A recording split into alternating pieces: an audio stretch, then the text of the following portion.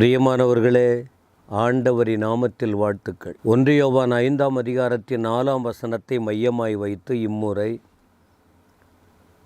பரலோக தேவனுடைய வார்த்தைகளை சிந்திக்க ஆண்டவர் உதவி செய்கிறார். தேவனால் பிறப்பது எல்லாம் உலகத்தை ஜெயிக்கும் என்று குறிப்பிடப்பட்ட வார்த்தையில் தேவன் யார் என்ற சில வசனங்கள் உங்களுக்கு குறிப்பிட்டேன். அடுத்த ஒரு தொடரில் தேவனால் பிறந்தவர்கள் யார்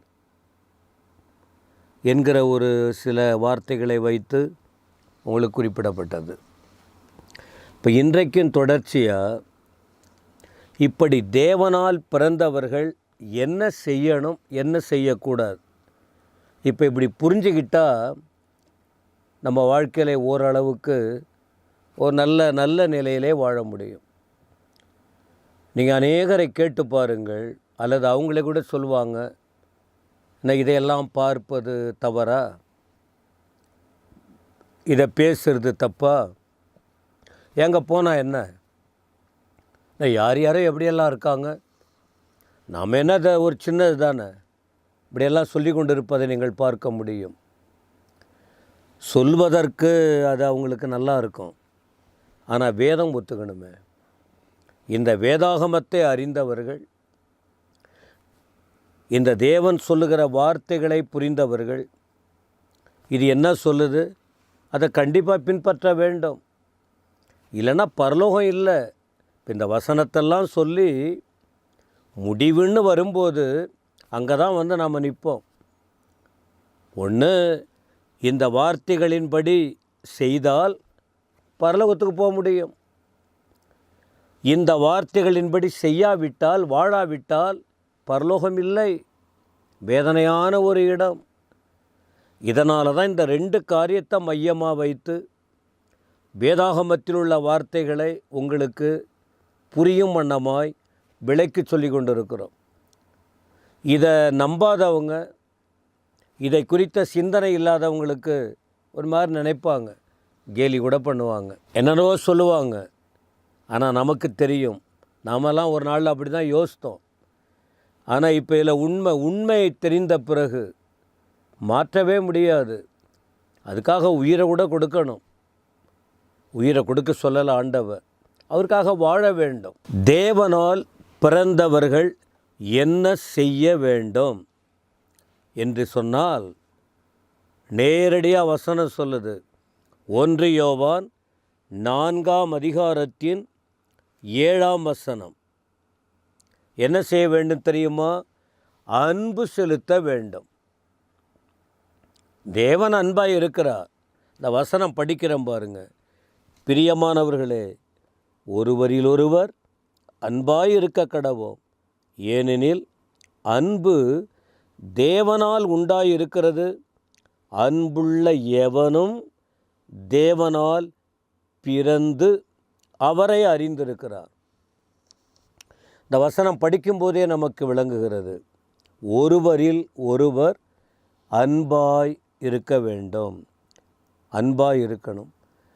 ஒரு குறிப்பிட்டவங்கக்கிட்ட மட்டும் அன்பு செலுத்தி இவங்களுக்கு சாதகமாக பேசுகிறாங்க, இவங்க என்ன சொன்னாலும் ஆமான்னு சொல்லிட்டு நீதி இல்லாமல், அல்லது ஏதோ சில சந்தர்ப்பம் வரும்போது இவங்க மட்டும் மற்றவங்களை விட்டுட்டு அதை போல் நிலை இருக்கக்கூடாது. ஒருவரில் ஒருவர் அன்பு செலுத்த வேண்டும், அன்பாய் இருக்க கடவோம். ஏன்? அன்பு தேவனால் உண்டானது. தேவனால். யார் அன்பாக இருக்காங்க? தேவனில் அன்பாக இருக்காங்க. தேவ சாயலாய் படைக்கப்பட்ட மனிதனிடத்தில் அன்பாக இருக்காங்க. அவங்க தான் தேவனால் பிறந்தவங்க. அப்போ அவங்களுடைய கடமை என்ன? அன்பு செலுத்த வேண்டும். ஒருவேளை இந்த செய்தியை கேட்கும்போது அந்த அன்பின் இருதயம் உங்களுக்கு இருக்கா? நீங்கள் தான் ஆராய்ந்து பார்க்கணும். தேவ சமூகத்தில் வேதம் சொல்லுது அன்பாக இருங்கன்னு. 2வது ஒரு வார்த்தை சொல்கிறார், இதே யோவான் தான்.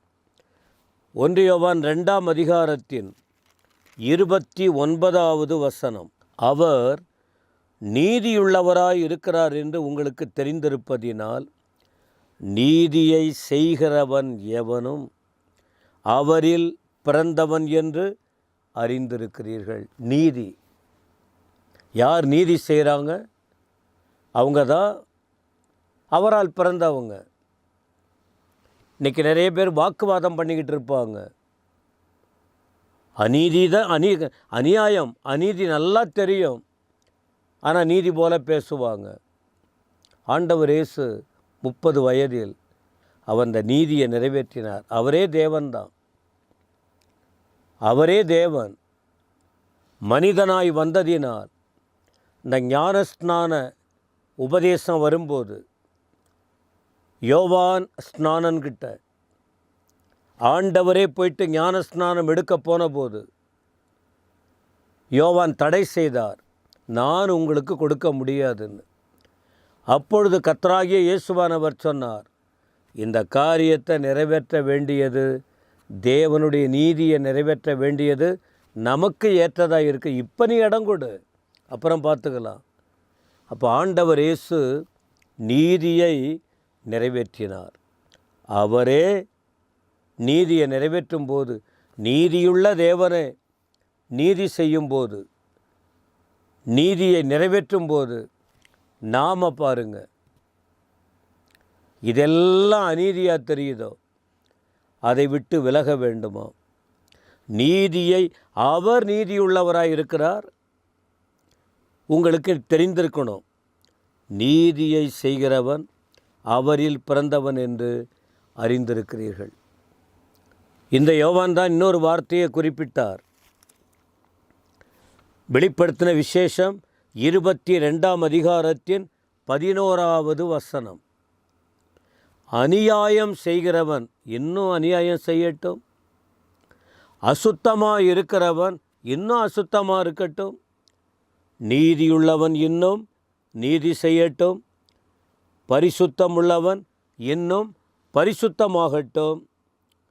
இதோ சீக்கிரமாய் வருகிறேன், அவன் அவனுடைய கிரியைகளுக்கு தக்கதாக அவன் அவனுக்கு அளிக்கும் பலன் என்னோடு கூட வருகிறது. எனவே எனக்கு அன்பானவர்களே,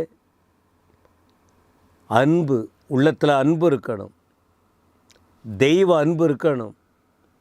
மற்றவரிடத்தில் அந்த அன்பை வெளிப்படுத்தணும். 2வது, தேவ நீதியுள்ளவர், அவர் நீதியை நமக்கு செய்திருக்கிறார், நாமும் நீதி செய்ய வேண்டும் என்று. 3வது, உலகத்தை ஜெயிக்க வேண்டும், ஒரு ஜெயமுள்ள வாழ்க்கை வாழ வேண்டும். 1 யோவான் 5:4 அதை தான் சொல்லிக்கிட்டு இருக்கிறோம். ஜெயமுள்ள வாழ்க்கை, உலகத்தை ஜெயிக்க வேண்டும், இது நம்முடைய கடமை. இவங்க தான் தேவனால் பிறந்தவர்கள். நம்ம கிறிஸ்தவங்கன்னு சொல்லிக்கிட்டு இருந்தால் போதாது, பரம்பரையாக நாம் இருக்கிறோன்னு சொல்லிக்கிட்டு இருந்தால் போதாது. இந்த வாக்கியங்களின்படி நம்ம வாழ வேண்டும். அப்பொழுதுதான் அவருடைய ஆசீர்வாதத்தை நாம் அனுபவிக்க முடியும். எனவே கடமையை உணருவோம். கடமையை தவறி வாழ்ந்திருந்தால் சரியான எல்லைக்குள்ளே வந்து விடுவோம். தேவன் உங்களை ஆசீர்வதிப்பாராக. ஆமேன், ஆமேன்.